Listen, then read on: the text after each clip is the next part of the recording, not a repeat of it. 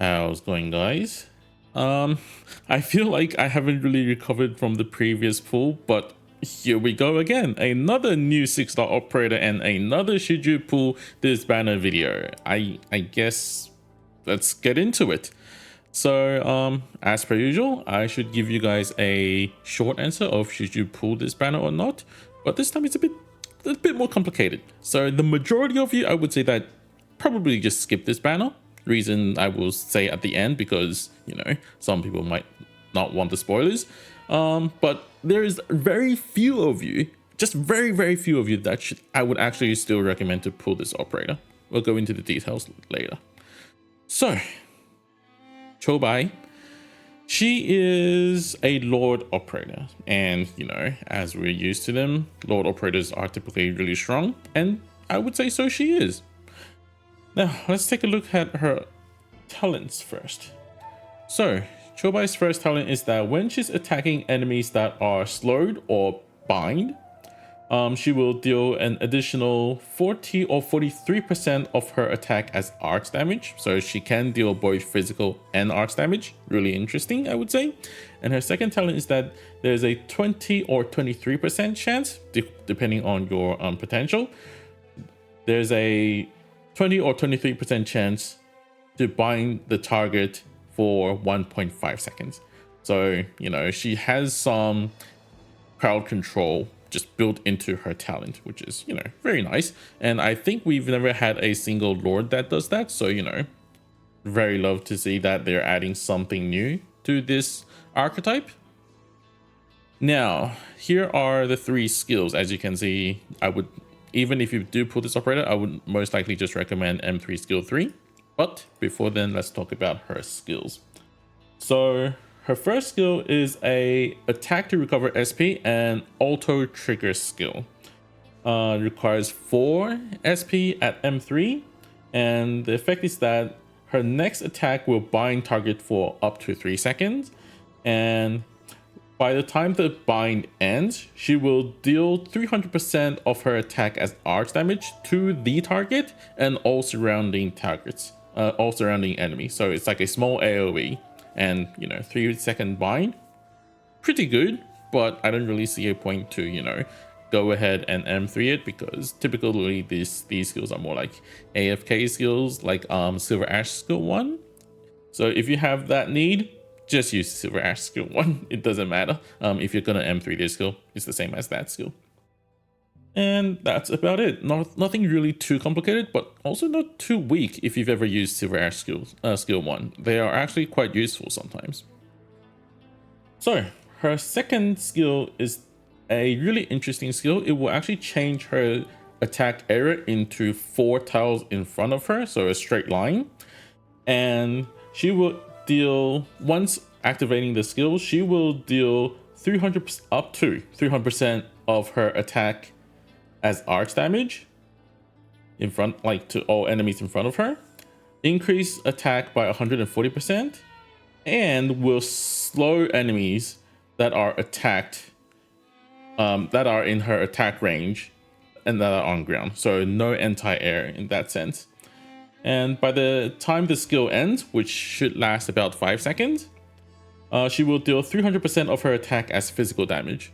So the interesting thing about this skill is that it's kind of an AoE stall skill, just in a straight line. So think of E0 Ifrit attack range and that AoE stall.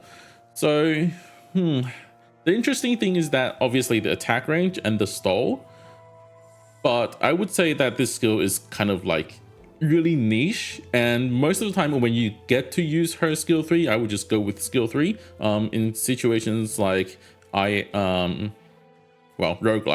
I would just go with her skill 1 during E1 and then go to her skill 3 immediately whenever I reach E2.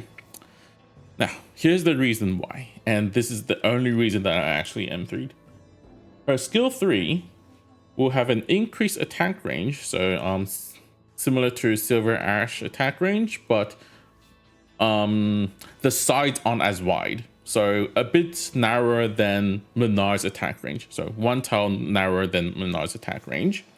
Increase her attack by 55%. Her attack type is turned into arch damage, and she will attack 2 extra targets. So now she attacks 3 targets, and hence there's a more likelihood of binding those enemies with her talent. The attack from her first talent is increased to twice, so that is an extra 80% of arch damage instead of 40 when attacking slowed or bind enemies. And your range attack isn't decreased by attack, isn't decreased to 80% attack. So you know the trait of Lord operators, where when they attack range enemies, their attack is decreased to 80%, and then during the activation of skill 3, that is no longer the case, just like your Silver Ash skill and your Thorn skill. This is quite typical. Now, here's the special part. Whenever she attacks, she will give herself 13 attack speed, and that stacks for 8 times. So that's a total of 104 attack speed. And for us, well, you know, roguelike players, we all know how good increased 104 attack speed is. And now if you combine that with her skill where she can hit 3 targets and her talent where she has a 20% chance to bind those enemies, this pretty much guarantees her, like, at max speed, she will be able to bind enemies for quite a long, like, pretty much consistently. And since that this skill does last for 30 seconds, she has quite a bit of chance to deal quite a bit of damage. And the good thing about her is that she does arch damage. So Silver Ash only does physical, Thorns is physical plus arch. She is purely arch during this skill 3. So you can actually use these 3 operators accordingly if you really want to. Now, that's about all there is about her. So let's give you guys a bit of analysis why I think most players really wouldn't want to pull her. So the first reason obviously is if you already have Silver Ash or Thorns, and if you realize that we haven't really been using Silver Ash recently, yeah, that kind of explains why you wouldn't need her. Obviously, if you still use Silver Ash, just use Silver Ash, right? Am I not right? And I believe that a lot of us just use Minar nowadays, and 55 seconds of SP skill recharge time just takes a bit too long. Minar is only 42 seconds instead of 55, and there's just so many operators that does, well, similar things to her, but maybe better or just at the same level. So that kind of, you know, reduces her need, unless you're like those players where you only use female operators. Then congratulations, this is your first 6-star Lord operator. You have fun with that. Or you would be someone like me where you want to have like 3 Lord operators all in like IS4 or something like that. She's really fun with that. And that is probably about it. Now, the second reason I would actually recommend her is actually, like I said in the previous reason, she's actually really good in IS4. So if you have any interest in like doing higher difficulties in IS4, she's actually a really good operator. Like I've done I've used her as a starting operator like several times, and she works pretty well. And that is about the most I can say. If you're like an IS, like integrated strategies like player, enjoyer, I would highly recommend pulling her. Everyone else, probably just don't pull this operator. Now, the reason why I really wouldn't recommend you to pull her, aside from like, you know, all the things that, well, all the things that she does, but so does other Lord operators, there's actually another reason, and it's going to be a bit of spoilers. So if that's all, like, if you don't want any spoilers, just end the video now. But I think all of you already know where I'm going. It's Yato Altar, because recently I feel like in the CN version of the game, I've been using Yato Altar way too much, like way too much. She is just such a convenient operator, and especially when you have Texas Altar plus Yato Altar, the 2 quickly deploy operators just feels like so OP.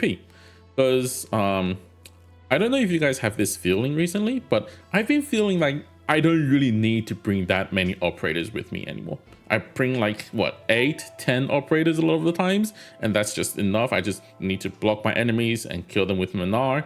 So I don't, and some Vanguard to generate DP, right? So always have like a few empty slots left, and I just fill those slots in with Yato and Texas Altar, and like those operators, like other operators, just do their job usually. And if there's like something emergency that happens, like, oh, I need some extra damage, I need some extra crowd control, I just bring out those 2 critical deploys and they just solves everything. And that's been the case for at least the past 6 months since the release of Yato Altar. So since we just had a limited operator, a limited banner, and I feel like a lot of people are just like me who hasn't like really recovered from that limited banner yet, and then we're going to get another Yato Altar that is such an important operator, I kind of find it hard to justify to like recommend Qiubai to everyone that you know, isn't having the best amount of pulls, just like me. So that is about all I can say about Qiubai. Obviously, if you really like her, I do, go for it. But for those of you who wants to use your pulls like, you know, for more future proofing, I would say sadly this is the banner that you will be missing out. But she is like in permanent banner, so you might just get her off banner anyway. So I don't really think there's a reason to be worried about it as much. You can just, you know, think of it as investing in your future. And that's about it from me. Hope you guys enjoyed this video and you know, being convinced, learned something from my video, and I'll see you guys in the next one. Bye.